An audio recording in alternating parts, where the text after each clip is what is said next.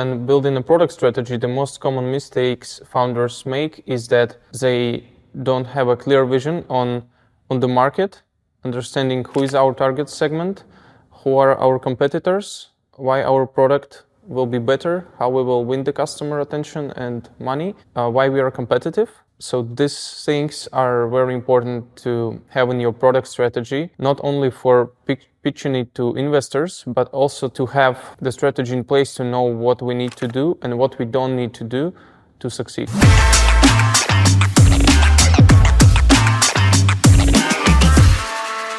In terms of the team, in my experience, one of the most common mistakes is that I've seen in many founders I worked with, and it was more than 10 people last year. And the mistake some of them made is that they tried to scale the team while they didn't know a clear strategy. They didn't have a clear vision of what we need to do.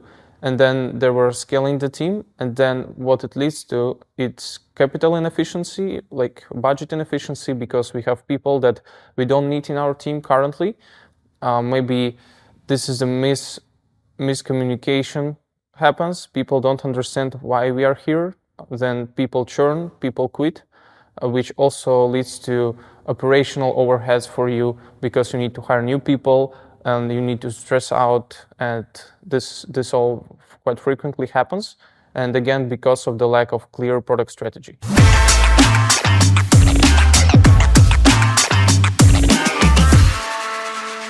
Yeah, MVP, I think, is the first thing that comes in mind of a typical founder, especially early stage founder, that thinks that the first thing I need to do is build an MVP, but it's not that in most of the cases. And the issue with an MVP is that there is no clear definition on what is a minimum and what is viable solution or product. So say if you ask two co-founders of one startup, what do you think is minimum? And they will give you different options and opinions on what is minimum, even for their own product. Then if you go to different startups and you see what they building and they all call it minimum, and then it will be, again, a lot of differences between this. So this is not an effective concept to think of when you are building a product because it leads to inefficiencies. Secondly, there is no clear definition of viable. That's why they derived it and they call it now valuable, or they call it minimum lovable product or minimum sellable or whatever. But again, this is not a clear definition. What is this? What it constitutes? And it also leads to overdevelopment, a lot of productization when we try to polish our solution while we don't know for whom we're building it and what it should look like to gain the minimum traction. So we polish it and polish and polish, which increases our risk for large overdevelopment, waste of time, then slower time to market, and then we lose competition or we waste all our money and we close the startup. So that's why it also happens with MVPs most of the time.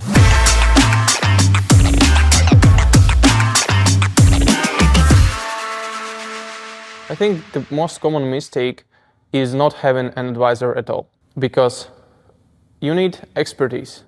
When you're building a startup is a company that you can scale, that it can become a unicorn, say in 5 or 10 years, and can generate, for example, $100 million of revenue per year. And to do that, there are many risks you need to address. Like there is risk of product market fit that you can't find it and you burn your money and you close the startup.